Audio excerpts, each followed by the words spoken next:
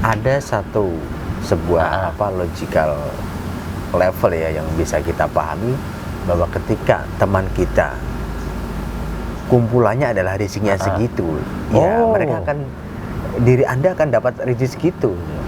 Punya usaha tetapi sulit berkembang, dagangan sepi, karir atau jabatan Anda stuck?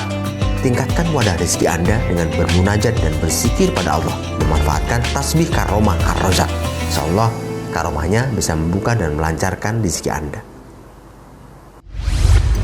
Assalamualaikum warahmatullahi wabarakatuh. Di sesi kali ini saya kedatangan sahabat ya yang pengen curhat, jadi saya live-kan di podcast ya.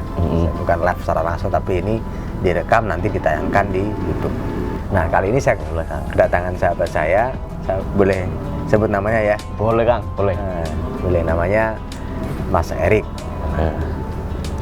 Ini dia curhat, ada beberapa dosa yang saya alami dalam hidup. Apakah ini termasuk dalam penghalang rezeki atau tidak?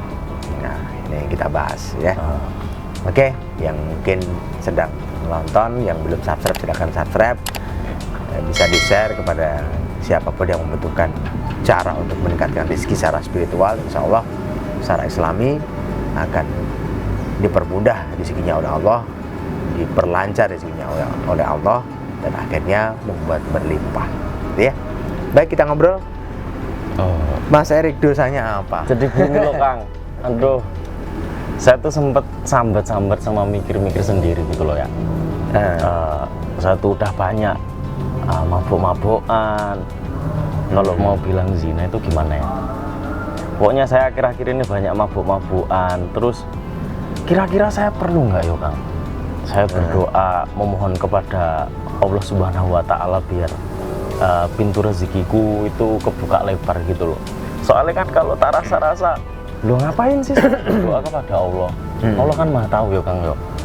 Jadi ya udah, aku kok mungkin apa aku cuman perlu menyesali perbuatan dosaku terus berhenti, terus aku diam aja nunggu rezeki, apa gimana Kang? Nah, tadi ada kalimat kira-kira aku perlu berdoa enggak? Ya. Saya sedikit kaget karena ini memang anjuran kita harus berdoa.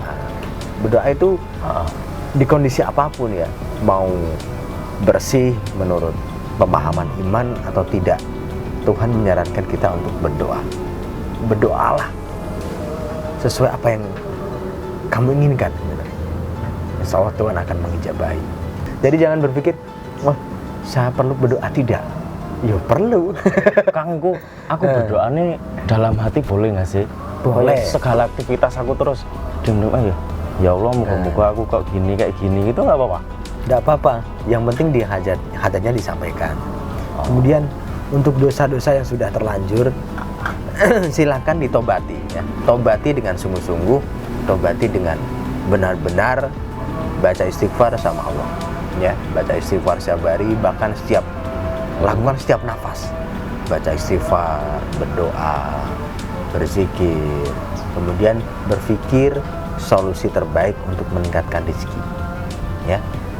Itu selalu dilakukan. Insya Allah selama hubungannya dengan Allah dan Anda istighfar, minta ampun pada Allah Subhanahu Wa Taala, Anda akan diampuni. Gitu ya Kang. Tapi gimana yo Kang, lingkungan kan udah banyak teman-teman yang ngajak gini, yang ngajak gitu. Aku mau nolak kok ya nggak enak. Ini gimana yo Kang solusinya? Ada dua cara. Anda bisa tingkatkan spiritual, tetap berada pada teman itu namun tidak terpengaruh. Yang kedua, tinggalkan lingkungan itu. Tinggal memilih mana. Mau tetap di situ dengan tetap spiritual tinggi sebagai pencerah untuk mereka, yang tetap baik, tetap santun pada mereka dan tidak mengganggu mereka, atau keluar dari mereka dan pindah lingkungan yang baru. Nah, dua ini silakan dilakukan. Mau pilih yang mana yang menurut Mas Erik enteng gitu ya.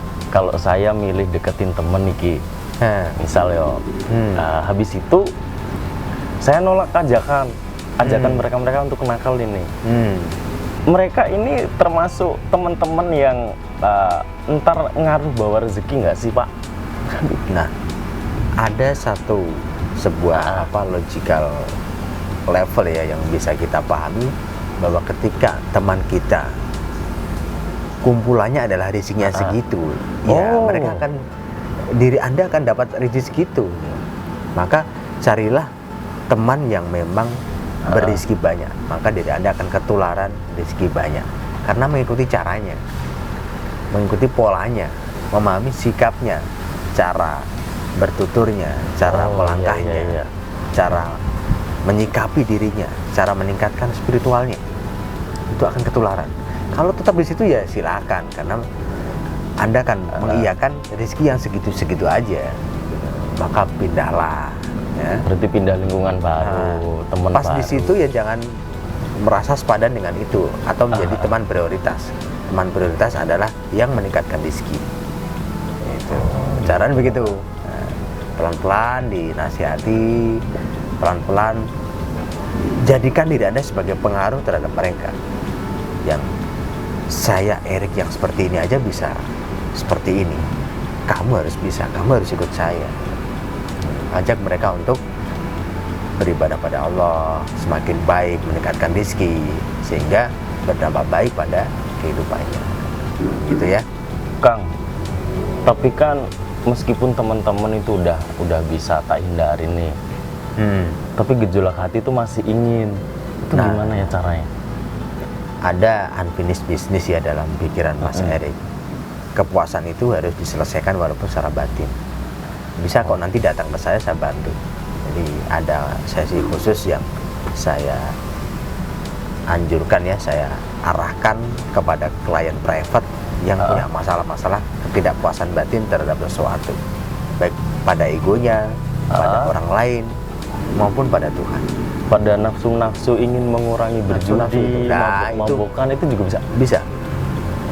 Oh, jadi ada sesi khusus. Nanti kalau mau sesi khusus ya daftar ya. Daftar ke admin saya, itu ada di nomornya di bawah video. Biasanya di YouTube atau di website ya. Kontak di situ, minta waktu. Ada ruang khusus yang saya memang khususkan untuk mengatasi masalah-masalah orang yang seperti ini. Kalau Termasuk terbuka begini nanti kadang muncul bereaksi, kadang muncul ketidaksinkronan ya, suara apa, akhirnya mengganggu tetangga bisa, mengganggu sekitar bisa. Jadi harus ada tempat khusus yang memang saya buat untuk ruatan, meruat hal-hal yang mengganggu rizki. Gitu. Kang, kalau saya udah bisa seenggaknya sedikit bertobat nih soal jangan sedikit, banyakin aja, tobatnya tuh banyakin. Ya udah Kang, langkah-langkahnya ntar kan misal udah di jalan nih. Terus bisa nggak sih Kang Rohim ntar ngasih saya gimana sih cara biar pintu rezeki saya itu terbuka makin lebar kali gitu? Ya bisa. Berarti ada wadah rezeki, ada pintu rezeki yang kita bisa siapkan sesuai dengan keinginan kita. Jadi mungkin ada yang mengatakan, rezeki kan dari Tuhan, dari Allah Subhanahu Wa Taala. Ya, itu rezeki kehidupan. Tapi rezeki keinginan itu kita yang menentukan. Makanya ada dalil kalau kamu tidak merubah nasibmu, maka Tuhan tidak akan merubah nasib. Nah, itu yang kita bisa ciptakan, pintu-pintu rezeki yang mendukung rezeki kita.